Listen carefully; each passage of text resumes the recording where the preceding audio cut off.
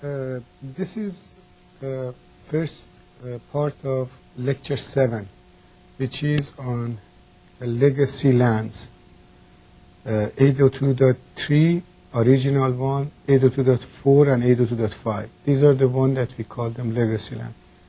But before I go through the lecture, let me make some announcements. Number one is that I have left this assignment number 3. I posted that. This is due to the week after the exam, but it's related to chapter 6, which is in the exam. Okay. So as a result, problems in this assignment, I'm not going to have them in the exam, but questions, typical questions from that chapter could be in the exam. Problems goes for the final. So that's one announcement. The other announcement is that when you go to the course notes, I had some problems last week with lecture number 6. It was like in 6 pieces. Now I have corrected that. So this is now 1 per page. Okay. And I have also posted this new lecture number 7. Lecture number 6 and 7 are parts of local area networks. Okay. If you want to call local area network standards.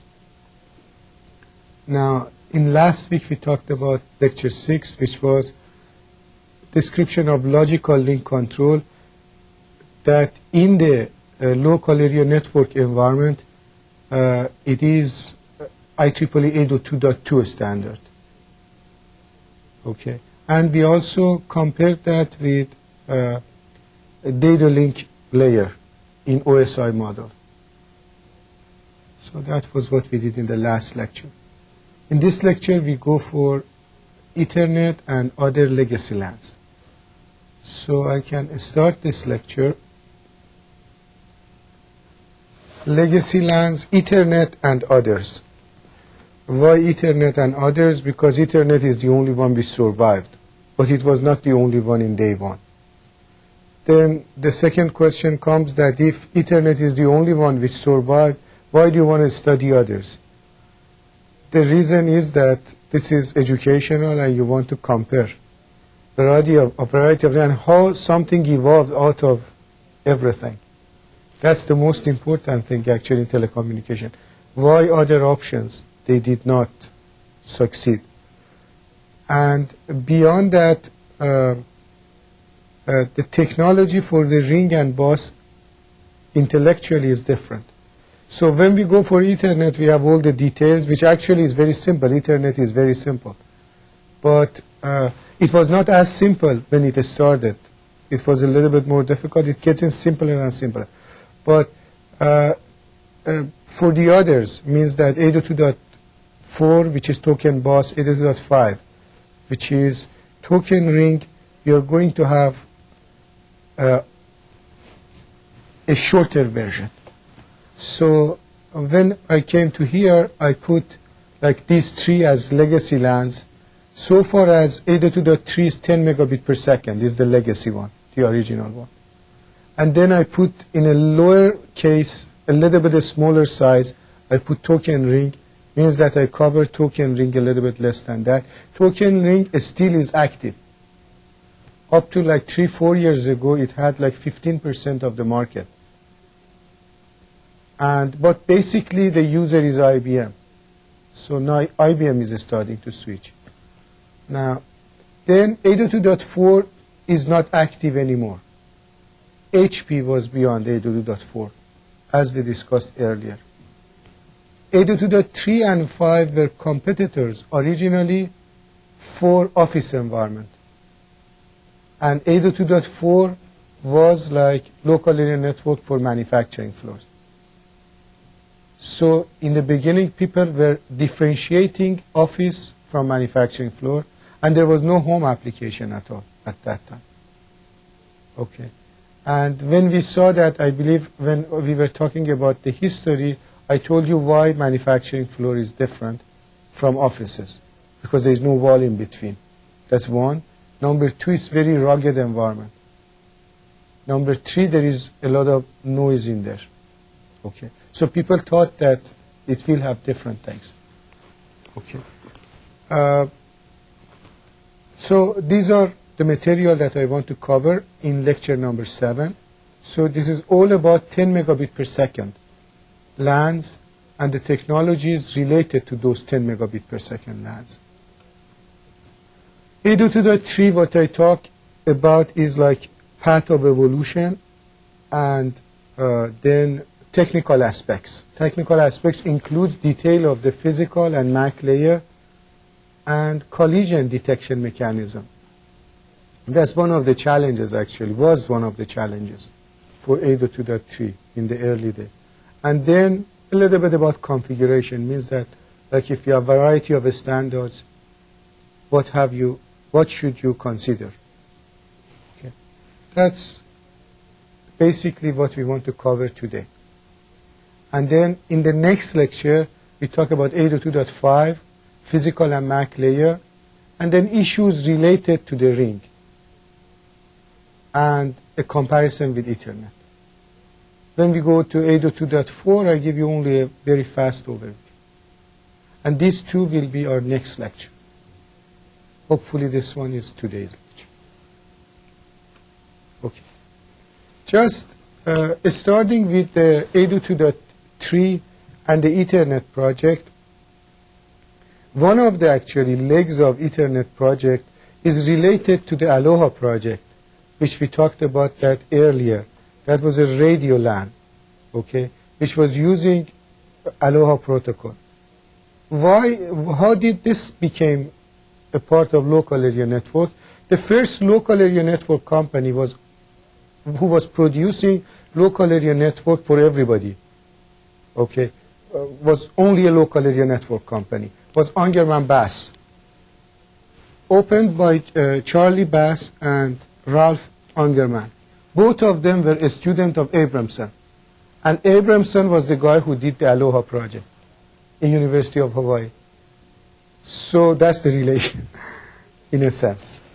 And then, but officially, a start of Ethernet is at Xerox PARC, and with the experiment that Metcalf did in around 1973 to demonstrate a local area network using carrier sense multiple access with collision detection, which was connecting a bunch of terminals for like about distance of 1 kilometer.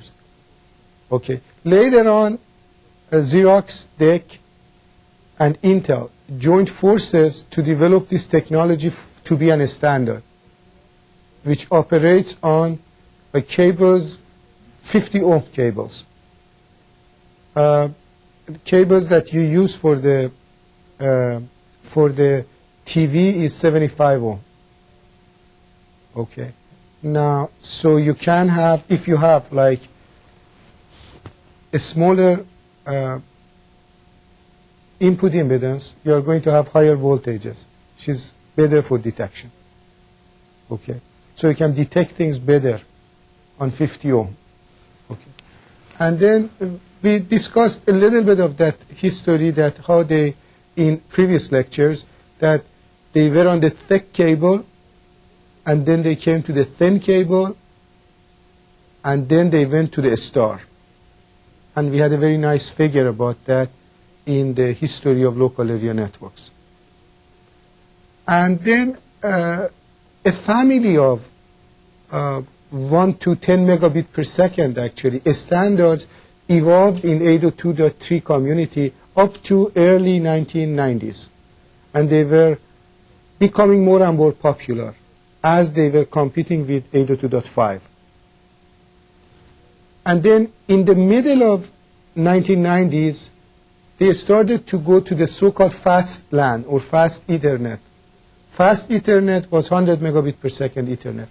And that was the time that people who were in 802.5, they went to the so-called 100 VG any LAN, which is a LAN that supports both Ethernet and 802.5.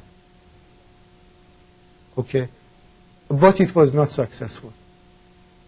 Okay, and at that time, I mean, success of Ethernet, I mean fast Ethernet, was almost the end of 802.5 in a sense. And so when they went to the gigabit Ethernet, people didn't pursue that for 802.5 anymore. Okay, and at that point, which is today, it became like the dominant standard for it. This competition between standards is, especially in local area networks, between 802.3 and 802.5, similarly was followed by 802.11 and Hyperland community. Hyperland community, similarly, at the beginning they had Hyperland 1, similar to 802.11, but Hyperland 1 didn't become popular. 802.11 was not popular either. Okay, so when they went to like 802.11a, Hyperland 2 community, they joined 802 community, and they share the same physical layer. They said, okay, now we do a new MAC, and even that MAC is not picking up by now. Okay, it was supposed to be finalized and with products now, but it did not become successful because it had not found this market niche. Hyperland 1 was going after like video application, didn't work out. Then Hyperland 2 was thinking of integration of wireless LANs into cellular systems, and that one is also slow. And in that slow speed, people do 802.11. So which is really making these things to happen is window of time and also demand of the market, if you can find any reason. Okay. So this is the story of what 802.3. And 802.3, this is the pattern that it evolved up to now. So basically, today they have a bunch of standards around 802.3. Originally, the first 802.3 was completed and released in 1983.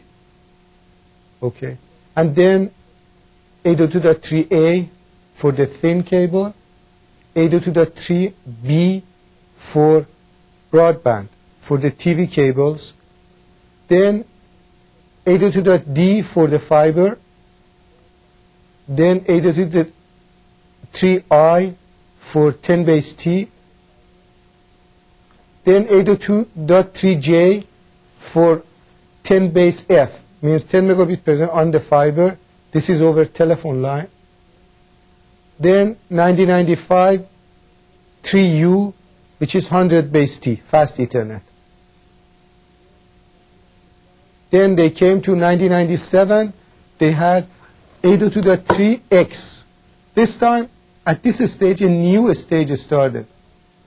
At that time, I told you, after fast Ethernet almost, it was sure that Ethernet is the successful standard. Now people started to cover up the weaknesses of 802.3. So among the weaknesses that 802.3 had, one is that it could not provide full duplex, so they went for full duplex operation. The other one, it didn't have priority schemes compared with the others. And people tried to provide those type of things gradually into it. But by this time, priority scheme really was not important, because the priority that they had for the LANs originally was for like network manager has priority over other people. But when we arrived in the mid-1990s, priority meant a tool to provide quality of service. It's a different type of priority and cannot be supported with contention-based access methods as easily as it can be provided with time division duplex type of thing. Okay. So anyways, but still they tried to do a little bit of those type of thing. Then in 1997, they did 100 base T2. 100 base T was the successful one. And one of the T's was 100 base T4, means using 4 twisted pair. Okay. So people started to reduce it to 2 by making a better transmission technique. And then they went to the 3Z, which is the Giga Ethernet. Then they went to the VLAN, which is for providing virtual LANs. In the VLAN, you can provide priority. Okay. And then they ended up at this point out of letters, 1 letters, they started 2 letters, AC and AB, and then they have AE today, okay, which is 10 gigabit per second Ethernet. Okay. So looking at to these like alphabets, they have created more than alphabet letters, like 26 plus like several more. Okay. These are additions of the standards. The original standard, as I said before, was like 30 pages. This is standard, very small. These are all addendums. This original one was like, I don't know, like 15, 16 clauses, something like that. And then they added new clauses as the time goes on. And they prepared more documentation around it. So that's how the standard evolved. Okay. Now, I think that's enough for the overview. If we look into like one more area, that's like evolution in terms of what I said so far was evolution of the standard, really. Okay. And then how it survived. The second thing is that what is it today? Okay. If you look into this thing and you want to relate it to the physical data rates that they have, which we have already talked about, and the segment lengths, this diagram is very good. And also the media. Okay. So you have the media, length of coverage, and data rate. 3 important issues for the local area networks. Now, when they started, in terms of data rate, 1 base 5 is 1 megabit per second over 500 meters distance. Okay. This is like a star LAN. Remember that historically this one was started in 1990s, really. Okay. But the length is like 250 and uses 2 pair of unshielded twisted pair. It was called a star LAN.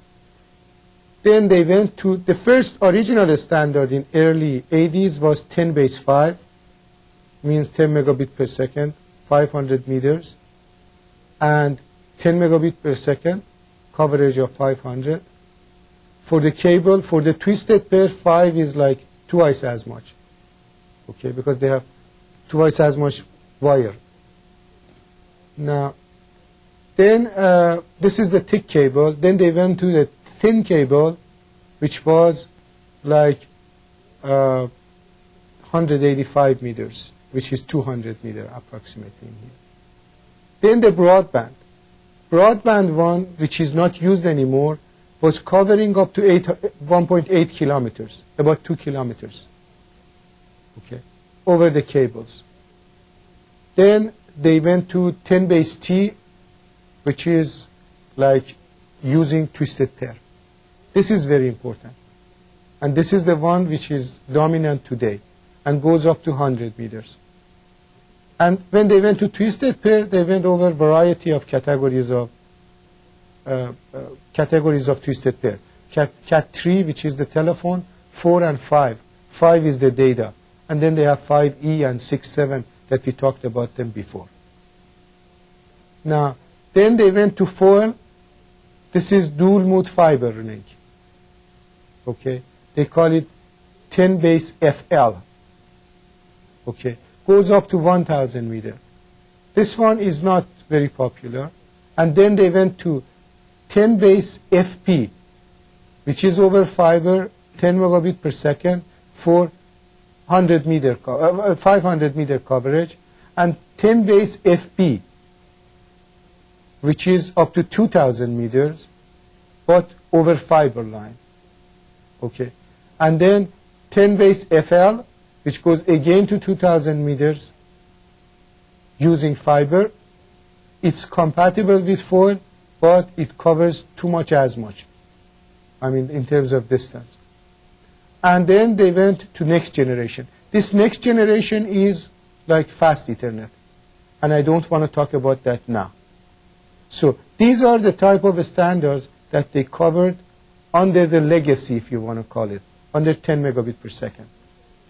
The most important one is this, the twisted pair, 400 meters. The historical one is 10 base 5. Okay. Now we want to go ahead a little bit and see how this standard works. And before we go there, in terms of the media, for the twisted pair and for the cable, they were using like baseband modulation. For the broadband, they are using cable TV cables. They can go up to 3,600 meters in two ends. Okay. And it operates at 14 megahertz. That's a bandwidth. The modulation technique is differential binary PSK. And they have a sub-channel which is 4 megahertz that is used for enforcement of collision detection or enforcement of collision. Ethernet from day one of the issues, challenging issues, has been issue of collision detection from the beginning. Okay. And the collision detection is not digital when you compare it with 802.5. Okay. That one has digital, like all digital. This one has analog parts in it. So this is the description of the broadband. Broadband today is not used because it's replaced with cable TV. And cable TV standard, cable modem standards, it's 802.14, I believe. Even that one is not popular.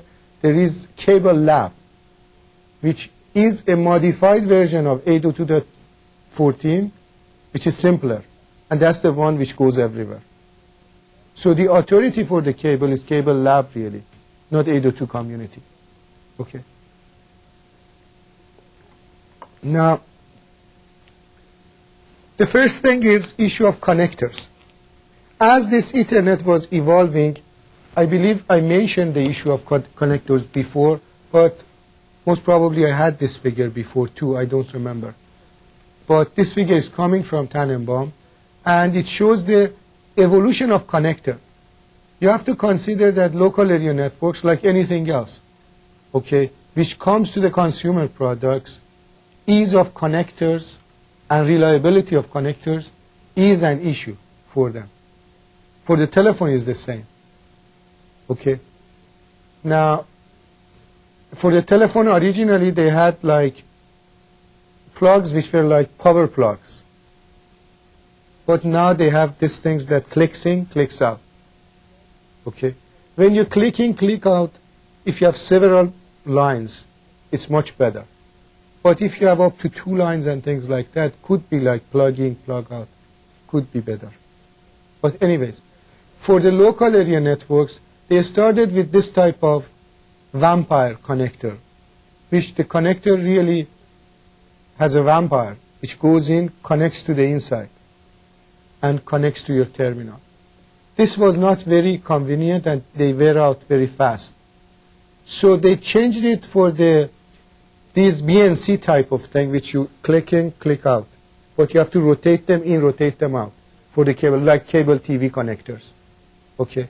And then when they came to the hub-based, which is the twisted pair type of thing, they went to this jacks which are RJ45, which is similar to the telephone jacks. Clicks in, clicks out, much easier. Okay. So this is very important actually in terms of convenience. Reliability of the last one is much more than reliability of the middle one. Middle one is much better than this one. Okay. So when you go from one standard to another standard, you have to define these little details as well. And the medium in here was what? Thick cable, They went to thin cable, they changed it to this. They went to twisted pair, they changed it to this. Okay, so one of the conveniences of twisted pair is the connector, actually. It has an easier connector. Now, so that was the connector, called connector. Now, what is the transmission technique? Transmission technique for the original Ethernet, baseband Ethernet, is what is differential Manchester coding. We have seen that before. I'm just repeating that. What it is, you are going to have like these data bits, 0, 0, 1, 1, 0, 1. And in order to code them for differential Manchester coding, which is this one, you code the transition. If you have a 0 in the next bit, you have a transition in here. If you have a 0, you have a transition in this edge. If you have a 1, you have no transition in the edge. If you have 1, you have no transition in the edge. If you have 0, you have transition in the edge before. If you have 1, you have no transition in between. In addition to that, since this is Manchester coding, always in the middle of a bit you have a transition. And as we discussed that earlier, they do this transition.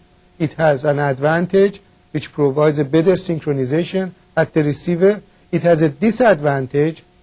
I'm consuming twice as much bandwidth. So these narrow pulses that I'm sending are twice as much as my bit rates. Okay? So the bandwidth that I consume is twice as much more. So as we will see later on, when they want to go to higher data rates, they try to change this format of coding. This format of coding, we refer to that as what? 1B, 2B. I would like to refer to that as 1B, 2B. Means 1 bit turns to 2 bits. Okay? Then we see other codes which are more efficient than this. It's good to remember. But these are all baseband modulation. Now, how about the voltages that they put for the two levels are positive and negative. Okay, rather than positive and 0. The only place that you have positive and 0 is for optical communication. Okay. Now, then how about the broadband? As I told you, broadband is not used, but anyways, they are using phase shifting. Means that the bits are encoded as what? As phase. Okay. So if I have a 1, I have a phase shift at the beginning. Means that the cosine changes the polarity. Okay. If I have a 0, I have no phase shift at the beginning of the bit. So I have an oscillator. I change its phase. I change the polarity. Plus goes minus, minus goes plus. If I have a 1 as my next bit, and I don't do anything if it's 0. That's the modulation technique. And it is 14 megahertz bandwidth, and data rate is what? 10 megabit per second. 4 megahertz is for collision detection. Okay. So this is the transmission technique, which is basically a review of what we had in the past. How about medium access control? We said that every standard defines what? Every standard in 802 defines MAC and physical layer. Okay? And then all of them, they share 802.2 as their top layer, which is logical link control layer. Okay? Now, I talked about the physical layer, baseband and broadband. Now we want to talk about the MAC. What is the MAC for 802.2? The MAC is carrier sense multiple access with collision detection. Okay, what is carrier sense multiple access itself? If you have like 3 users like this, user 1 comes and sends the packet. User 1 again has another packet it sends. User 2 wants to send the packet at this time, senses the channel, somebody is in the channel, it defers it and randomly and sends it another time. Then while this one is going on, 1 and 3, both of them sense the channel because they have packets. Both of them think that it's busy, so they run a random number generator. They want to resend the packets. This guy sends the packet in here. This guy sends the packet in here. They have collision. What will happen if they have collision? They reschedule and they resend them, very similar to Aloha. This is the basic carrier sense multiple access. Now, if you go to carrier sense multiple access, but you have variety of policies and strategies that you can take. And these strategies are going to make a difference in implementation as well as the throughput of the network. Okay, what are these strategies? Basically is, when I'm sensing this channel, should I sense it right away and then go and run my random number generator? Or I should persist on sensing the channel? That's the first issue. Okay, so that's persistent and non-persistent. Non-persistent is I just sense the channel is not there, I run my clock, I send it later on, the packet. Persistence means that if I sense channel is busy, I will stay all the way. All the practical things that we have are persistent. 802.3 is persistent. 802.11 is persistent. Both of them are persistent. The second issue is that when we came at the end, what do we want to do? What is the strategy? Do I send the packet right away, or I send it with different probabilities? All of these schemes are well, in fact, represented in here. Okay, in this diagram. Now, for one persistence and for non-persistent. For non-persistent, I sense the channel, I run my clock, and I send it later on. Okay. How about one persistent? If it is one persistent, actually if it is persistent, not one persistent. If it is persistent, I sense the channel up to here. When it's finished, now I have to send my packet. If I want to send my packet, if I send it with probability of 1, what will happen is that if two packets were sensing in here, they are going to collide. Okay. Now, if I want to now try for later on, either I have to run a random number generator and pick up any time, or I have to divide the time into slots. In 802.3, they divide the time into slots. Okay. In like others, like in 802.11, they have a different strategy. They wait a little bit, and then they run a clock, continuous clock almost. Okay. But in 802.3, what they do, they divide the time into slots. The reason that they divide it into slots is that they need a minimum time to detect the collision. Because the carrier sense multiple access that they are using in 802.3 is with collision detection. Means that whenever I have the collision in here, I stop both packets from transmission. So I don't waste the time. Why they do that? Because the packets are very long. Okay. Now, but anyways, I have these time slots.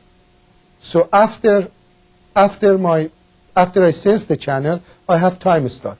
If I am one persistent, immediately after I finished, I send my packet. Okay, that's one persistent. If it is p persistence, I send it with probability of p into the next one. This is like a strategy. 802.3 is one persistent. It sends with probability of 1. Now there is another strategy which is needed, which is the so-called Backoff strategy. Backoff, the way that we were talking earlier, was very abstract. The one that I was talking in here, that send them randomly again. It's very abstract and it's not used. It's good for the analysis when you want to derive equations. But in practice, that's not good. In practice, what will happen is that if I send with one persistent, for example, if I had two people sensing in here, I will have a collision. Then, if I send it in the next one, I will have collision. That's one problem. Number two problem is that, what if I have so many collisions, and I may like clog the whole network? What should I do? What is the strategy for that? That strategy which says what to do after collision and then what to do if the network is congested, how to check the congestion and how to report it, that is called Backoff algorithm. Okay. The Backoff algorithm that is used in 802.3 is the so-called exponential Backoff algorithm. Okay. Exponential Backoff algorithm means that after this guy finished, I send my packet with the probability of 1. If they had collision, I send it in the next slot with half of that probability. And I continue like that. Okay. And if I had so many times of collisions, then I report to the terminal to stop transmission. Okay. Detail of exponential Backoff algorithm, I can talk about it a little later. Or since I said it now, I can say it now. This is exponential Backoff or binary exponential Backoff algorithm that they use for 802.11. Okay. We come back to this a little bit later. Okay. Because there are some details in there that I have to cover. What are those details that I have to cover? One of them is that if I have a slot, how should be the length of the slot? How much is the length of the slot? Okay. That's the question that we want to answer. Okay.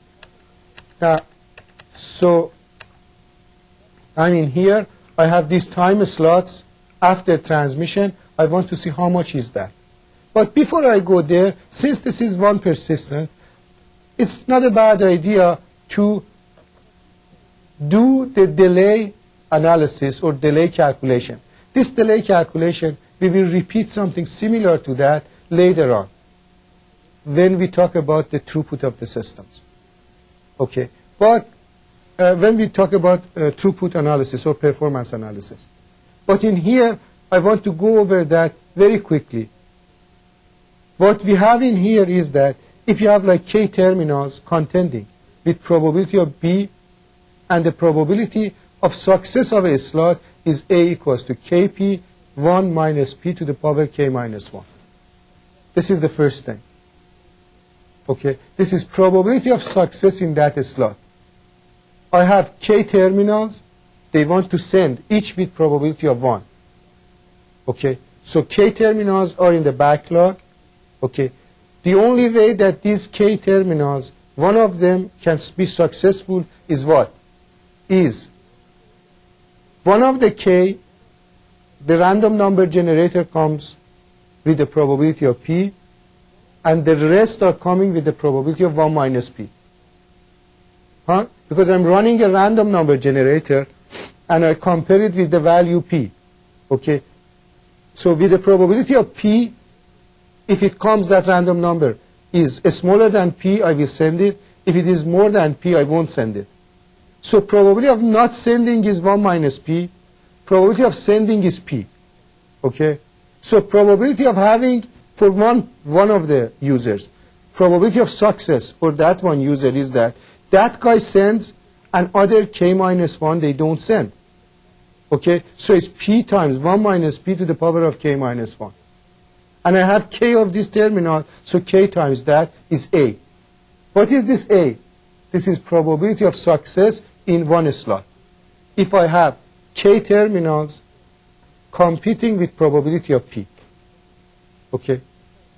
So, if you take this thing, so probability of success really is a function of k and P. Okay? So there should be an optimum value for these two guys. So if you get the derivative of this thing with respect to P and solve this and put it equal to 0, you end up with the fact that if k goes to infinity, A goes 1 over E and becomes the maximum. Okay. If the number of terminals are infinity, A goes to 1 over E and P becomes to be 1 over K.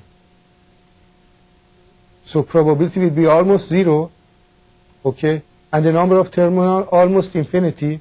Then A equals to 1 over E, which is the maximum probability of success. Okay, that you can have for the computing terminal. This one, we will use it later on for just finding bounds, because it doesn't have any meaning, really. It's not practical. But we go to the second step. So I have like, this is the story. I have these time slots in here. What is the probability of success in this time slot is A. Okay. Now, what I want to know is that on the average, how much delay I will have. Means that I have a packet. Okay, I have K terminals, and I have probability of P for transmission of the packet. On the average, how much do I wait? Means that these are the packet slots. If I send a lot of packets which are contenting for this one, then for this one, then for this one, what is the probability of success? Okay. The average number of slots that I go over. Okay. The issue is that if I come to the first slot, what is the probability that I send is A. Huh? What is the probability that I don't send in the first one? Is 1 minus A.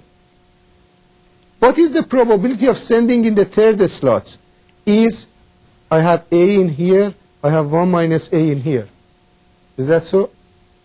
What is the probability of having in the fourth one? I have A in here, 1 minus A in there. So generally, if I send it in, let's say, in the jth one, 1 minus j1s should be what? 1 minus A. So the probability becomes what? A times 1 minus A to the power of j minus 1. Huh? This is the probability of having j slots. J slot delay. Is that right? That's the probability of j slot delay. Did you follow? A was probability of success if I have K terminal with probability of P computing, and then A times 1 minus A times j minus 1 is probability of delaying for j slots. Okay, so what is the average delay then? What is the average in the discrete form? I get the probability, I multiply it with the random variable itself, I average over everything. Huh? So that's what you have in here. A plus 2A times 1 minus plus 3A times A plus 1 to the power of 2, etc. And if you take that, it ends up with 1 over A, if you calculate that. So the average slot delay is what? 1 over A. Okay? So that's the average delay. Okay? So if average delay is 1 over A, then contention interval is going to be like 2T over A. Okay? Now, mean contention intervals. Average of the contention, 1 over A number of slots times the T. Okay? Now, we are going to get, if A is optimized to 1 over E, if I put it in here, I get something like 5.4 T, which is the maximum, which is the average delay that I get in there. Okay. Now, but what I want to do in here is just to get the efficiency of this CSMA. In order to get the efficiency, I don't go over this last calculation really.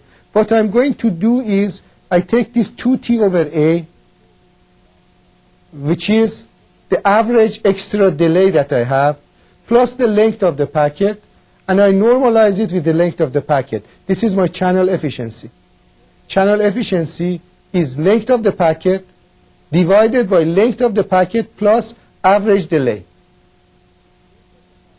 Average delay that I'm waiting, average idle time. So if I take that and I sketch it, I end up with some sketches like this. This is what I want to get into for this lecture. Okay. What I get is that if the packet is 64 byte, 125, I'm going up in that direction. This is channel efficiency. This is number of stations. What I see is that as I increase my packets, length of the packet, efficiency increases. So one of my and this efficiency is just the efficiency for the p-persistent, just for the retransmission mechanism. Okay, so as I increase the packets, I'm going to have more efficient things. There is another efficiency involved. What is the other efficiency? Is like how much of this packet is used for overhead, how much of that is the data. Okay, that's another efficiency which comes on top of this. Okay, but in either case, I see that if I'm working on a network, as I increase the number of packets, I'm going to have, in a contention environment, I'm going to have a more efficient environment. But if I have like around 1 kilobyte, almost I'm very close to 90% efficiency, which is very good. Okay. Now, so if I'm talking about the packets now, if I want to design a packet, on one hand, I want to make it as long as I can, and on the other hand, when it is short, I mean the information is very short, I cannot go shorter than certain values. The shortest value is what the overhead itself, the overheads that I have. That is always the shortest thing, except for the case of carrier sense multiple access with collision detection. In carrier sense multiple access with collision detection, in order to detect the collision, you need the packet to have a minimum length. That minimum length is twice the propagation delay. Okay? But we want to say why this thing exists. Okay? And then when you come into the practice, that twice the length of the propagation over the maximum length, that thing is bigger than the overhead, that standard overhead. So you are forced to add some pads into the network. But let's go over that step by step. Okay. First thing is that in carrier sense multiple access with collision detection, what you have is you have a limitation for collision detection. It means that your packets have to be longer than certain value. Why? When I have these terminals connected to this bus, which is where they started the whole story, this guy, terminal A, sends this packet from here. It starts to go into two directions. Okay? This direction, it comes to the head end. Head end absorbs the signal. In the other one, it continues to go. And it's aiming at terminal C, for example. It's coming toward terminal C. Okay? At this point, time T1, it is in here. And a little bit later, when it is in this point, terminal C has a packet and sends that packet. Packet starts to go in both ways. Okay? So the signal which is in this bus is a little bit of this, a little bit of this. Still there is no collision. Okay? A little bit after that, this signal has come in, this has come in, and they collide. Okay? As soon as they collide, this collision gets propagated in two directions. Okay? When it gets in two directions, this guy reads that, stops its transmission. Okay? How does it read it? This is a signal level, like 15 volt, one of them is sending, the other guy is sending another 15 volt. They go on top of together, and always they are sensing the channel. And they expect, they have a threshold. Anytime that it goes above the 15 volt, there is something wrong. Okay? There is a collision. That wrong thing is collision. Okay? So this guy detects that voltage is above the threshold and stops transmission. But the other guy still doesn't know. This signal has to travel this part of the signal. Has to travel all the way to this end to find out what? To be read at the other end. So I have the signal propagating at the speed of, is a little bit smaller than the speed of light. Okay? And coming toward the other direction, collision happens, and then the collision report should come back all the way. And if you measure the whole time, the maximum is twice of the waveform to go over the entire thing. Okay. I have a better picture from Tannenbaum for this, which is in here. See, you send a packet, there is a terminal A, there is a terminal B. It comes toward terminal B, and then they collide in this point. And this collision now needs to come all the way to the other end. Okay? So basically, to report the collision, you need to wait twice, maximum is twice the maximum length of the channel, length of the thing. I mean, if it is 802.5, you have 500 meter distance, okay? And then 500 meter distance, you have 4 repeaters in there, goes to 2.5 kilometers. So you have to wait twice as much as that, okay? You have to wait for that much for your slots. Because otherwise, what will happen is that if I send this packet is a smaller, well, the first thing is that you need the slot to be twice as much as that to just find out that you had collision. Then the second issue is that your packet should be at least that length. Because if it is smaller than that length, packet has already been out and collision report comes after that. So you cannot find out that you had a collision. Is it clear? So there are 2 issues in there. Issue number 1 is that you need to have your slots for twice the maximum length. Okay? The number 2 is that your packets have to be what? At least that much long. Because otherwise you cannot detect the collision for your packet. And if you don't detect the collision, packet has gone without retransmission, really. Okay. So these are the 2 things which has affected 2 parameters. Number 1 is the design of the slots for retransmission, the Backoff algorithm. In Backoff algorithm, I need the slots. I use these slots. Okay.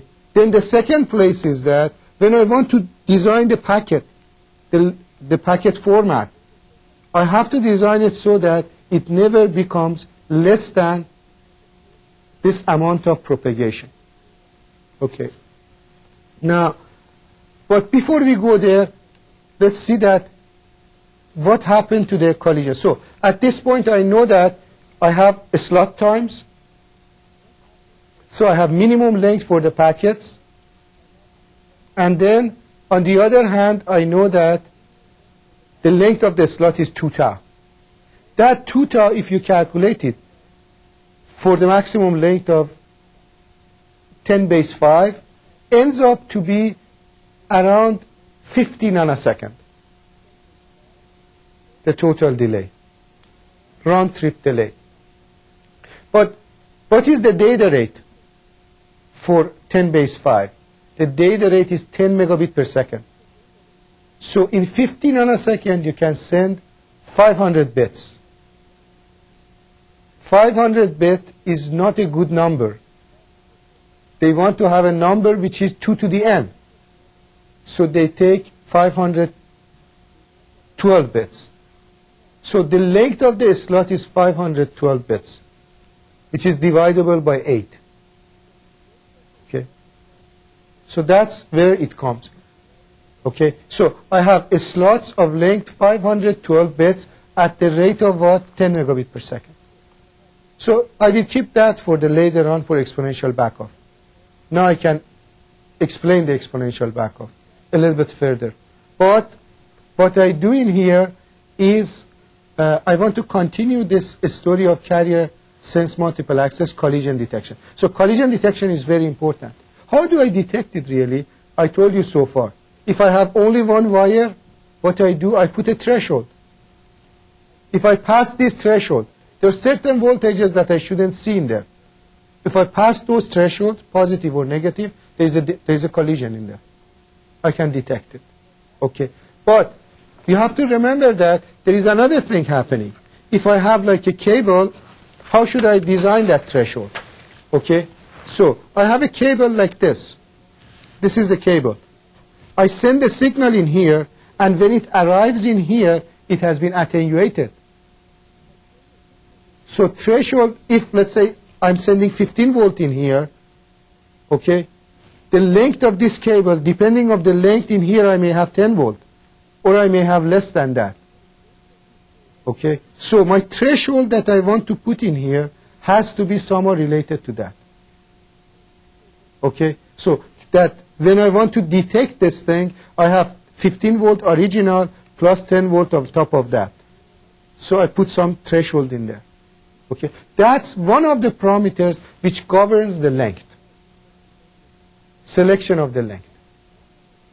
Okay, because if I make the length of the cable too long, okay, and I have a lot of attenuation at the other end, I cannot define a threshold in there, a secure threshold in there. Because that threshold should be at least above the noise level threshold. So practically, that's how they find the length of these guys. Okay? So if I have less loss, means that my cable is thinner, okay, it will be like, if my cable is thicker, if the cable is thicker, I have less loss.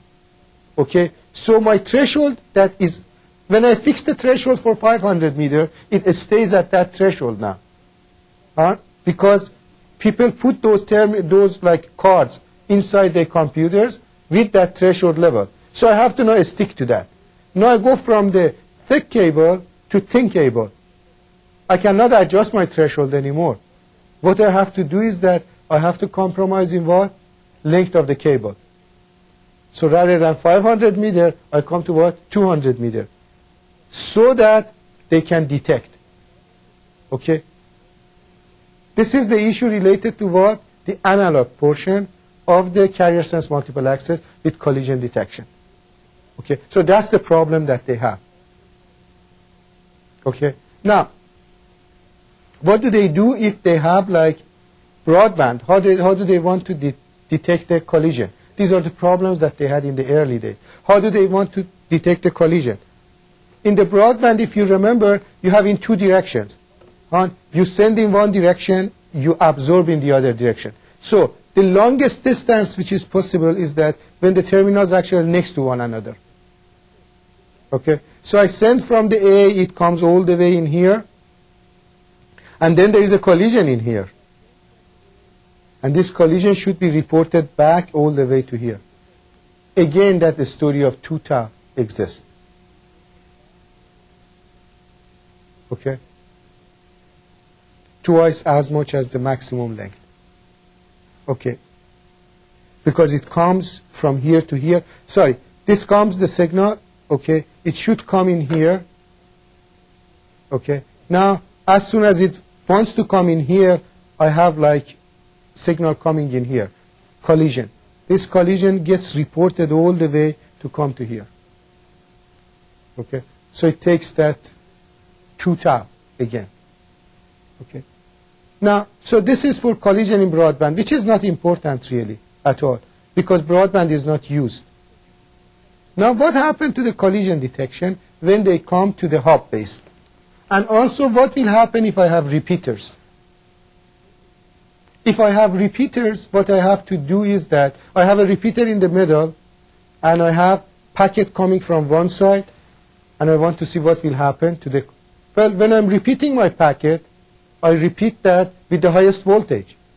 I receive it with a lower voltage, but repeater will repeat it with highest voltage. So it operates the same way that it was before. If there is something above that, I have a threshold detector, I can detect it. Okay, but if I have 2 terminals in one side of the repeater, and there is destination at the other end, this time I need a new threshold because those two are coming and they are getting weaker and weaker when they arrive to me. So I have to somehow recognize that. When I recognize that, my operation is very easy because at the other end I put a signal which is above the threshold. Push everything above the threshold. Okay? So that's how they do it with the repeaters. Okay. But still it's a problem. For the design of Ethernet in the early day, it was one of the challenges. What should be the length to keep these things reliable? How should you handle the repeaters? Until they came to the hop-based topology. Actually, one of the advantages of the hop-based topology that we said earlier was what? Was that in hop-based, hub and spoke, you can use twisted pair. You use the twisted pair, okay, rather than the cable. And it's like telephone switching. It's very easy, very convenient to go to a place that already has the wire. But there are other advantages. One of the advantages is that now detection of the collision will change.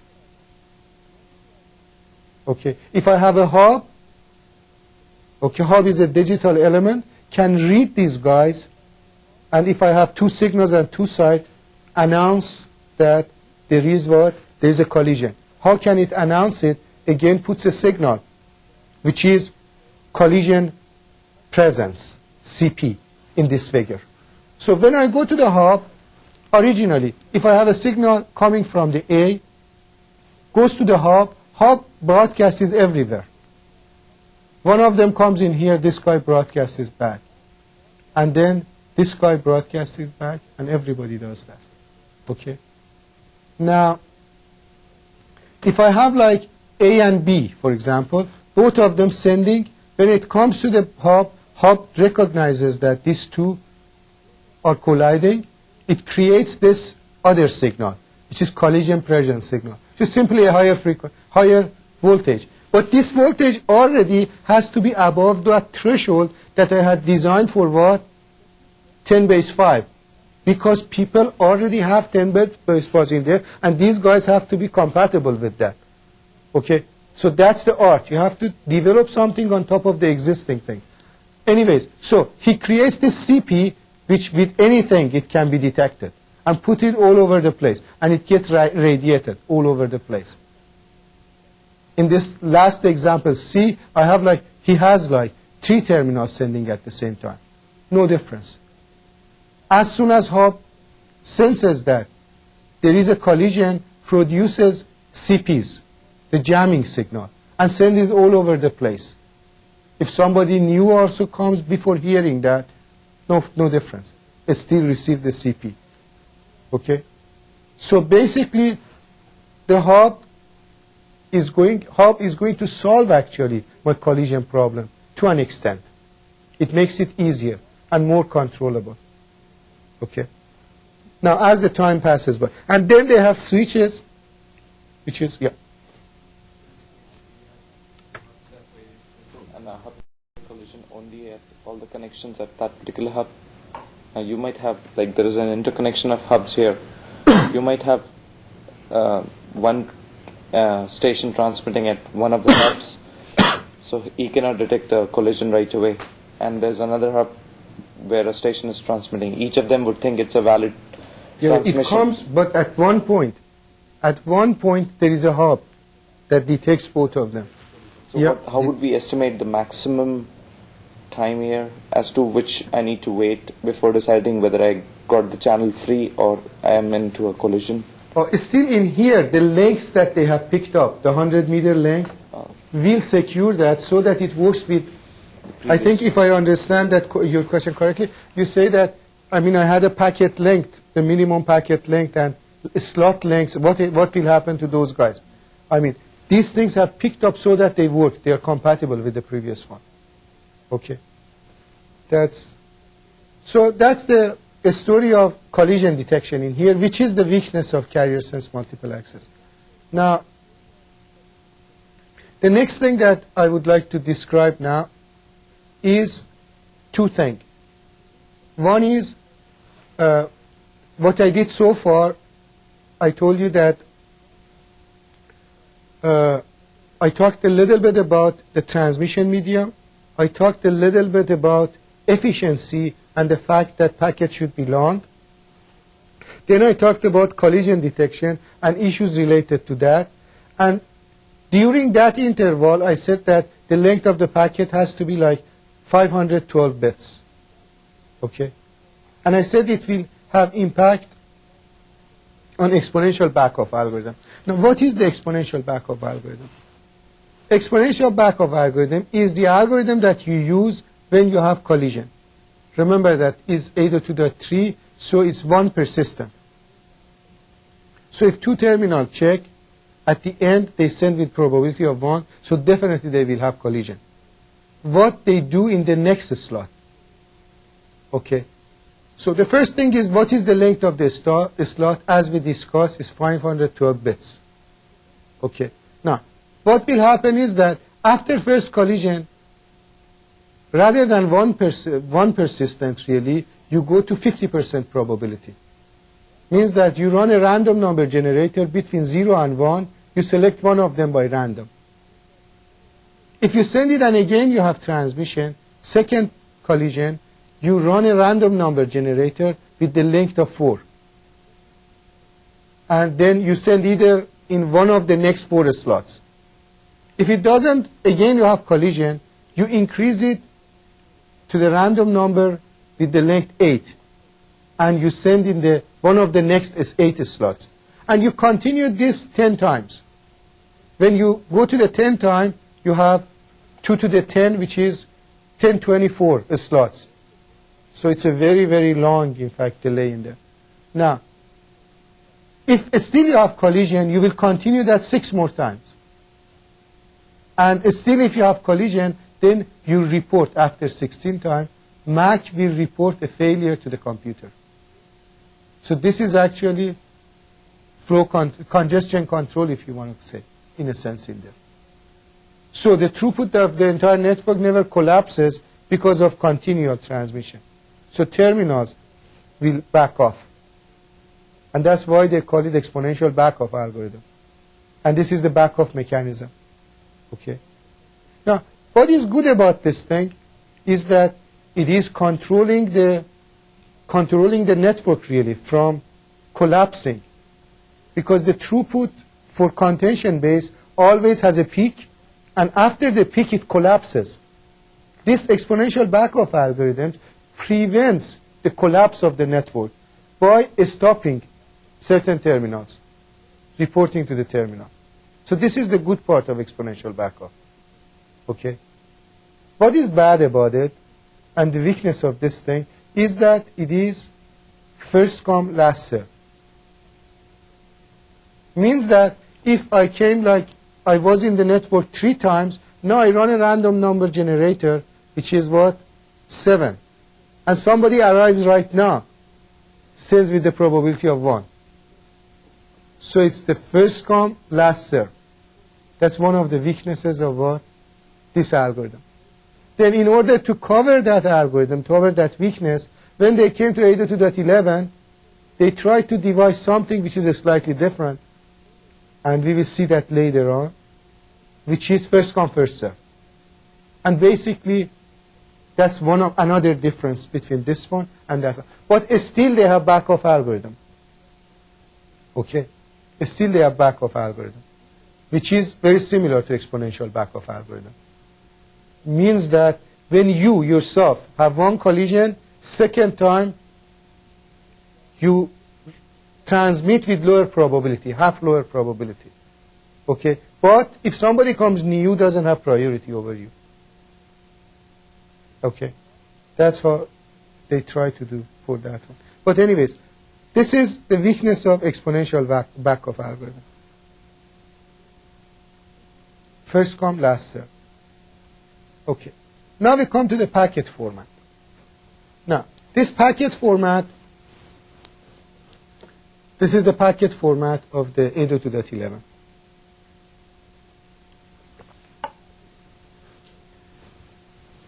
You have like preamble. at the beginning, which is like 7 bytes. And these 7 bytes are alternating 1 and zeros. Preamble for any type of communication is used for synchronization, initial synchronization. Okay. Now, after that, you have 1 byte, which is the start of delimiter. This one is this packet, 10101011. Okay. This is the one which announces that from here on everything is digital. Okay.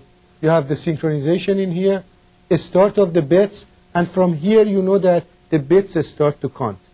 So this header really is like physical layer header, if you want to call it. When you go to again to 802.11, this part is defined in the physical layer, not in this layer. Okay. From here, after that really is your MAC header. But in here, physical header and MAC header is in one package. They define it once because it's very simple. Okay. Now, what they do is that they have a destination address, source address. Each of them, they have options for to be 2 byte or 6 byte. Okay.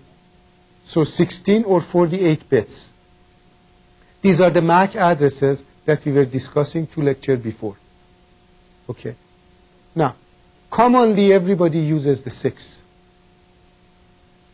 The only place that I have seen some people trying to use like 2 byte is when they wanted to implement something like wireless ATM on top of internet connections, for example. Ethernet connection, not internet connection. Okay. They have tried to use shorter addresses. Okay. But otherwise, everybody uses that.